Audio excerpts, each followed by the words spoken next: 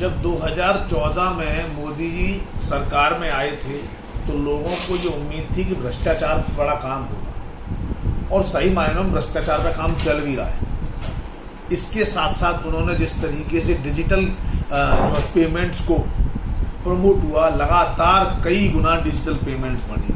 इसके बाद income tax की डिस्क्लोजर स्कीम आई, नोटबंदी हुई और उसके बाद कैश के ट्रांजैक्शंस को छोटा किया गया कि उससे ज़्यादा ट्रांजैक्शन आप नहीं कर सकते। ऑनलाइन पेमेंट बढ़ते गई, लेकिन इन सब के बावजूद देश में ऐसे एक्चुअल करेंसी घटी नहीं बल्कि बढ़ी।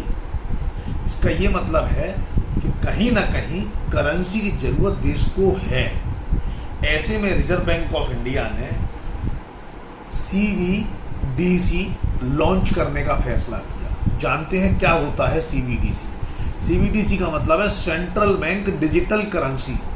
यानी रिजर्व बैंक ऑफ इंडिया जो हमारा सेंट्रल बैंक है, रिजर्व बैंक ऑफ इंडिया एक अपनी ऐसी डिजिटल करेंसी लॉन्च करेगा जो कैश की तरह होगी। यानी जो आपको अपने हाथ में कागज की फॉर्म में दिखाई नहीं देगी, लेकिन आपके मोबाइल में, आपके कंप्यूटर के वॉलेट में बतौर करेंसी होगी।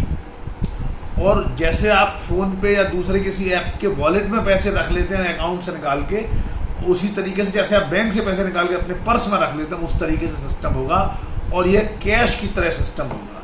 रिजर्व बैंक की बैलेंस शीट में ये एक लायबिलिटी होगी। जैसे मानो रिजर्व बैंक ने से अगर प्रयोग के तौर पर 50,000 करोड़ रुपए लॉन्च किए तो 50,000 करोड़ रुपए रिजर्व बैंक ने ऐसा किया मानो छाप लिए हों और देश में डाल दिए हों। ये रिजर्व बैंक की जो करेंसी है वो डिजिटल करेंसी के नाम से होगी और इसका फ्री फ्लो पेमेंट हो सकता है। जैसे मुझे सब्जी वाले को, फल वाले को, दुकानदार को, पार्किंग को, किसी को भी पेमेंट करना है। अभी जो हम ऑनलाइन पेमेंट करते हैं जिसका हिसाब हमारे अकाउंट में हो जाता है, हम देखते हैं कि अगर मैं फ़ोन पे से जैसे 20 या 50 पेमेंट करता हूँ रोज़, तो मेरा बैंक स्टेटमेंट मानो 2 मीटर का हो जाता है कि हर रोज़ 20-25 पेमेंट है और 40 रुपये, 30 रुपये, 100 रुपये, 200 रुपये। उसकी जगह जब हम वॉलेट से पेमेंट करेंगे तो उनका इम्पैक्ट बैंक अकाउंट में नहीं आएगा, वो सीधे आपके वॉलेट से जैसे कैश विड्रॉ हो और कैश में मूव होते थे। हाँ, उस पैसे को जब भी कोई बड़े ट्रांजैक्शन करेंगे तो वो ट्रैक होगा। अगर इसमें ऐसा भी हो सकता है कि अगर 10,000 से ज़्यादा का पेमेंट करेंगे तो हो सकता है उसकी एक एनुअल इन्फॉर्मेशन रिपोर्ट या ऐसा कोई रिपोर्टिंग सिस्टम क्रिएट हो जाए जो ये बताना शुरू करे कि कहाँ किसी एक फिक्स सम से ज़्यादा का पेमेंट का लेन देन कैश में हो रहा है। अन्यथा आपको कैश लेने की ज़रूरत नहीं होगी। इसकी दूसरी सबसे महत्वपूर्ण बात क्या होगी? ये पेमेंट सिस्टम ऐसा होगा जहां आपका मोबाइल नेटवर्क काम नहीं कर रहा, वहां पर भी ये पेमेंट गेटवे काम करेगा। यानी ऑफलाइन पेमेंट गेटवे चलेगा। इसका अर्थ ये है जैसे मैंने आपको पेमेंट देने, मेरा सिग्नल नहीं आ रहे हैं, आपके सिग्नल नहीं है, इंटरनेट काम नहीं कर रहा है, फिर भी मैं आपको पेमेंट ट्रांसफर कर दूंगा और आपके पास कंफर्मेशन आ जाएगी और उसकी रिसिप्ट मिल जाएगी। इसका नतीजा ये होगा कि हर कैश पेमेंट बहुत सिक्योर होगा। अगर मैंने आपको पैसे दिए तो इसका एक रिकॉर्ड है मेरे पास कि मैंने दिए। हाँ, मेरे बैंक अकाउंट में वो कनेक्ट नहीं करेगा। बिल्कुल ये मुद्रा कैसी होगी? ये डिजिटल मुद्रा की तरह होगी, नॉर्मल मुद्रा की तरह होगी। बस हम इसे छू नहीं सकते, बैंक में ही रख सकते, लेकिन हमेशा हमारे पर्स में मोबाइल के जैसे पर्स में रहता है उसकी जगह मोबाइल पर रहेगा। एक जगह से दूसरी जगह, एक वॉलेट से दूसरे वॉलेट में, एक मित्र को जैसे उधार दे सकेंगे, लेन देन कर सकेंगे, माँ बाप को भेज सकेंगे, ओवरसीज भेज सकेंगे, सब्जेक्ट टू FCRA रेगुलेशन, जो भी संबंधित रेगुलेशन हो। तो इस तरीके से रिजर्व बैंक की एक ऑथेंटिक भारतीय मुद्रा हो जाएगी।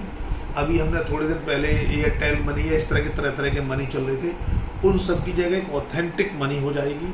इसको चूंकि केंद्रीय बैंक जारी करेगा तो इसका ऑथेंटिसिटी रहेगी, कंफर्मेशन होगी। जैसे मैं ग्राहक को 100 रुपये अदा करने का वचन देता हूं तो उस पर भी कहीं ना कहीं ये गारंटी उसमें होगी। इसका जो उद्देश्य है कि वो पुरानी मुद्रा को बाहर करना और नई और अच्छी मुद्रा को चलन में लाना होता है। ग्रेशम का नियम आपने सुना ही होगा कि बुरी मुद्रा अच्छी मुद्रा को चलन से बाहर कर देती है, लेकिन ये ऐसी अच्छी मुद्रा होगी जो बुरी मुद्रा को चलन से बाहर करेगी और अच्छी मुद्रा चलन में रहेगी, क्योंकि आप इसे ज़्यादा स्टोर नहीं कर पाएंगे और इसमें आपको सेफ्टी करने की जरूरत नहीं है। अगर आपके पास 2 लाख रुपए नकद रखे हैं तो आपको घर में रखने की जरूरत नहीं है, आपके वॉलेट में रखे रहेंगे। तो सबसे बड़ा फायदा इससे उन व्यापारियों को होगा जिन्हें अपने छोटे शहरों से बड़े शहरों में आकर नकद में खरीदारी करनी पड़ती है, सामान को ले जाना होता है, तो कैश को ले जाते हैं, उनके साथ नुकसान हो सकता है, चोरी चपाटी हो जाती है, इस सबसे वो बचेंगे। तो अब देखते हैं कि रिजर्व बैंक ऑफ इंडिया इसकी कब शुरुआत करेगा और ये पेमेंट कब दिल्ली में ट्रायल के रूप में हमारे पास आएगी और हम इसका इस्तेमाल कर पाएंगे। तब तक सुखद भविष्य की कामना के साथ मैं मनीष कुमार गुप्ता, मनीष की बात में। नमस्कार।